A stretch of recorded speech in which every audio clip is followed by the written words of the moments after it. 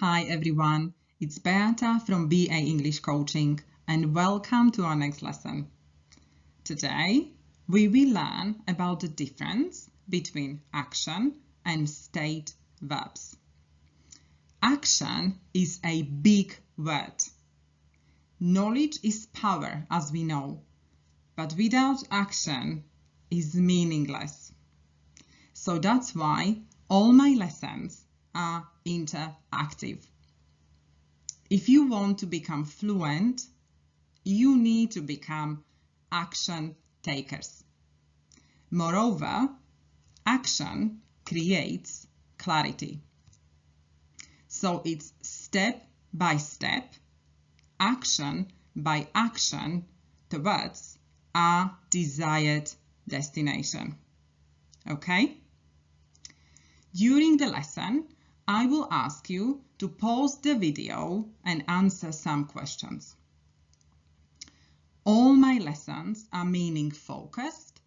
I never treat language in isolation. I always give you a meaningful and real context. Plus, you get a bonus pronunciation practice. You get a chance to copy the words, intonation, stress after my daughter, who is a native English speaker. So I hope you are excited. Before we start the lesson, grab a drink, pen, your learning diary, where you can make notes.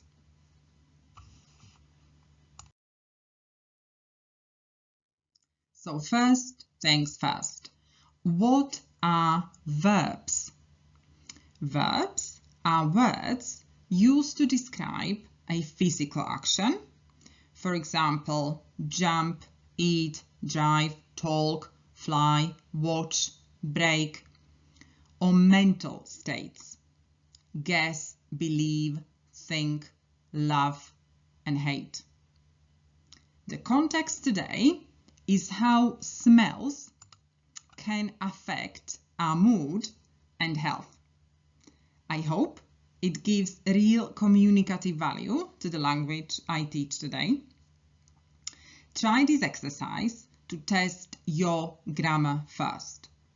There are 6 mistakes in the use of state and action verbs. Can you find them and correct them? Pause the video now. It's your turn. Let's check the answers together.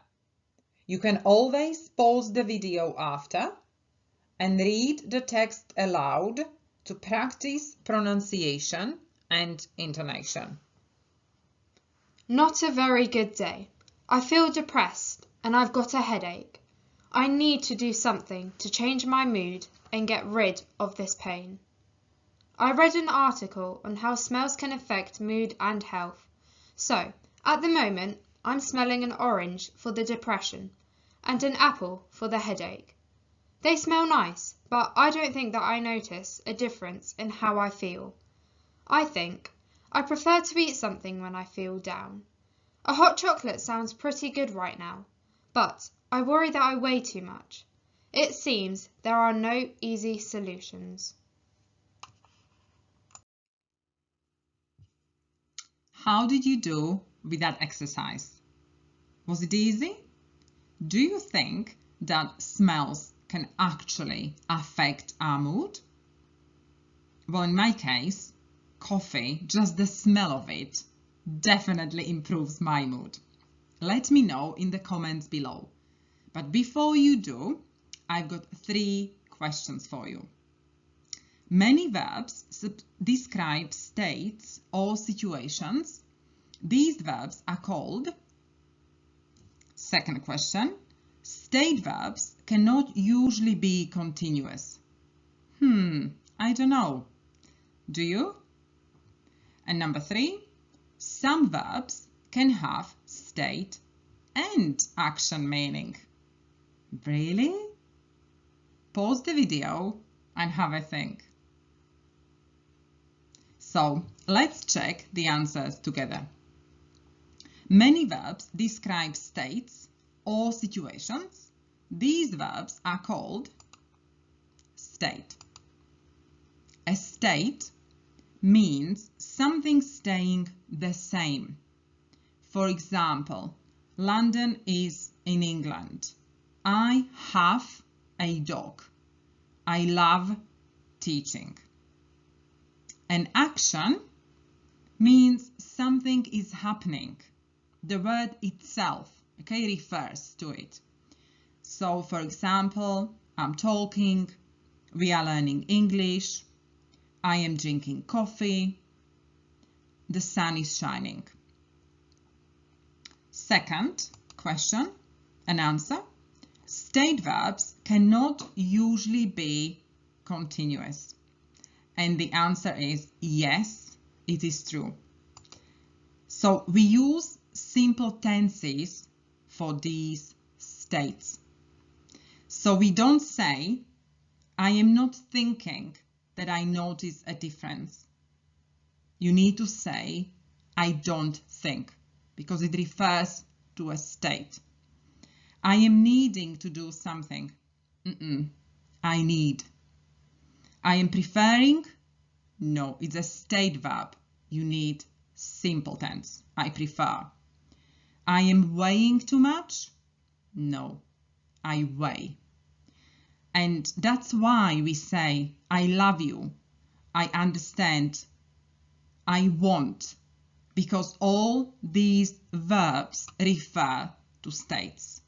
We will talk about it a bit later.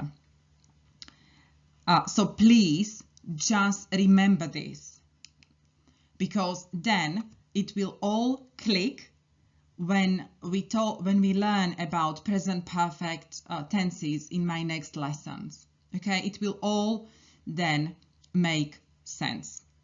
And yes, some verbs can have state and action meaning, and we will talk about it a bit later.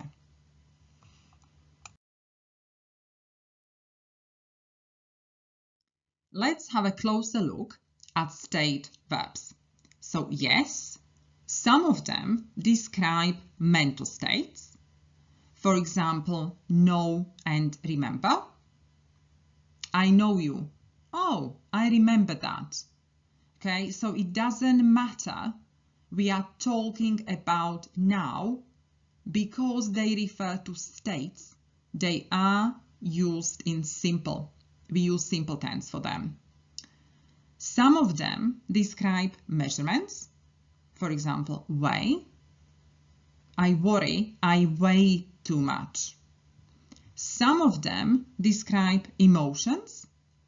Love, for example. Some of them describe needs. Want. Some of them describe possession, such as have. I have a dog. And some of them describe senses. For example, hear. What about the others? Can you come up with more examples for each group?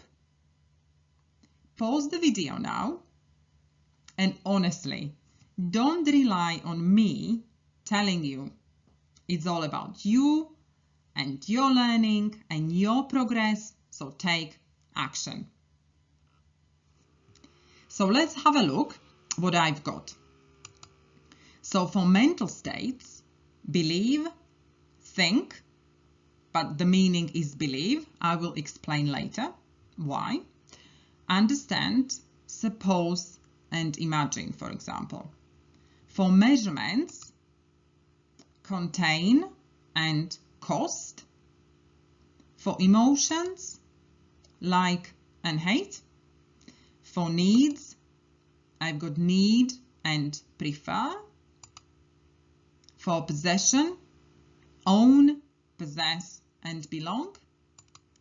And for senses, I've got see, taste, smell, notice, seem, appear, and sound.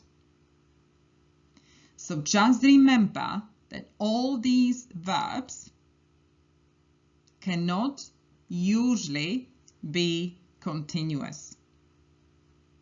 Well, did you notice that I said usually? And I will explain why.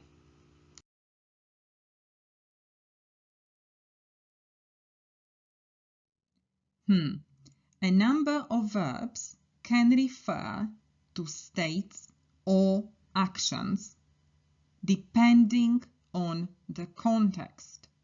Okay, so you need to remember context is a very important word, and context helps you decide whether it's a state verb or action.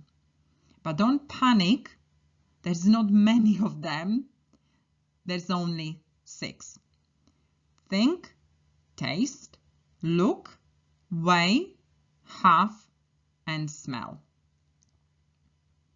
So you always need context, okay, to decide whether you need simple tense or continuous.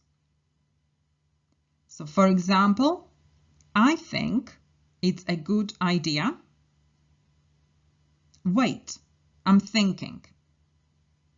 So the first sentence expresses an opinion. It's a mental state, so we use present simple.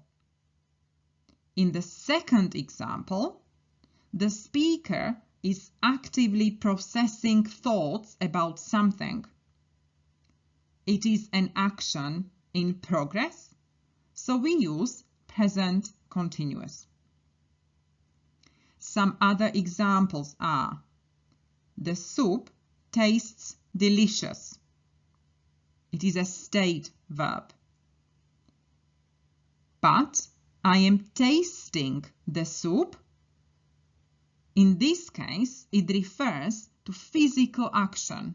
Okay, you are physically tasting the soup to see if the soup is nice. The picture looks nice. It's a state verb, simple form. I am looking at a picture, physical action. The bag weighed 5 kilos. Okay, it refers to a measurement, to a state. But they were weighing the bag. They were physically, okay, trying to find out how much it weighs. So it's an action. We own 2 cars. State. I'm having a quick break. Having a break is an activity. And the last one, the food smells good. Okay, it refers to a state verb, and the cook is smelling the food. It's a physical action. Can you please take a moment to think about it?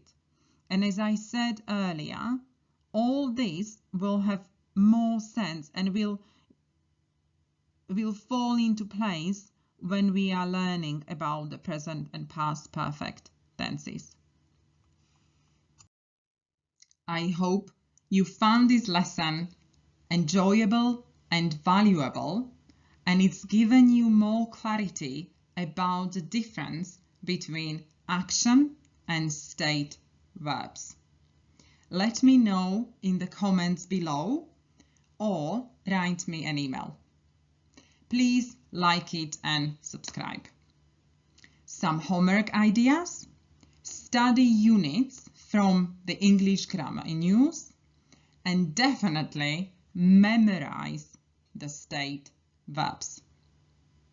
Oh, and if you haven't joined our Facebook group for further practice and motivation, then you absolutely should.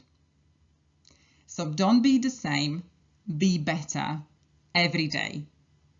And remember, it isn't confidence that comes first, but taking action.